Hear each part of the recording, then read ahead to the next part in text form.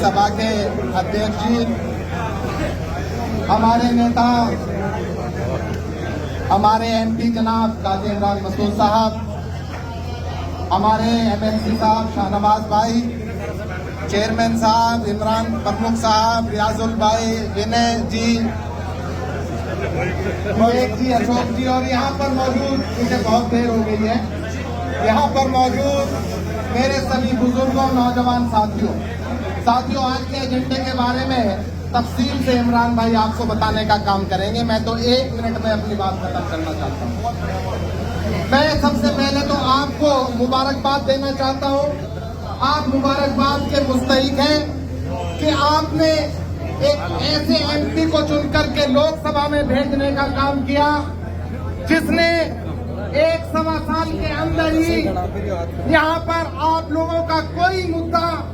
चाहे जनहित के जितने भी मुद्दे हैं, उनको जिस तरह से प्रमुखता से पार्लियामेंट में उठाने का काम किया, मैं आप सबको मुबारकबाद देना चाहता हूं कि एक ऐसे एमपी को आपने चुन करके भेजने का काम किया। इमरान मसूद और आज इमरान मसूद जिस तरह से इन्होंने हर मुद्दे पर प्रमुखता से लोकसभा में आवाज उठाने का काम किया, विरोधी भी आज हमारे जो राजनीतिक विरोधी हैं वो भी ये कहने को मजबूर हो गए हैं कि हमारा सांसद गूंगा नहीं है। साथियों, एक बात कहकर अपनी बात खत्म करना चाहता हूं कि जिस एजेंडे पर आज हम यहां पर इकट्ठा हुए हैं, जिस तरह से राहुल गांधी जी पूरे देश में सड़क से लेकर सदन तक, जिस तरह से संविधान को बचाने के लिए, जिस तरह से लोकतंत्र को बचाने के लिए सड़कों पर है,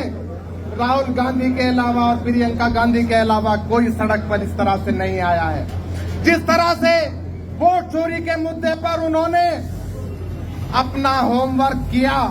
और सबूत के साथ ये पूरे देश के सामने और इन सत्ताधारी लोगों के सामने सबूत के साथ पेश किया कि किस तरह से तुम वोट चोरी करके सत्ता की गद्दी पर बैठे हो। अब वो ज्यादा नहीं चलेगा। साथियों, एक बात और कहना चाहता हूं कि आज तक जिस तरह से, खास तौर से हमारे मुसलमान भाई यहाँ पर बैठे हुए हैं, जिस तरह से अब तक उन्होंने अपने वोट को इधर उधर बिखेरने का काम किया, लेकिन हासिल कुछ नहीं हुआ। एक बात हर मुसलमान भाई कहता है, बीजेपी को हराने के लिए हम वोट देंगे। आपने ये वोट दे करके देख लिया,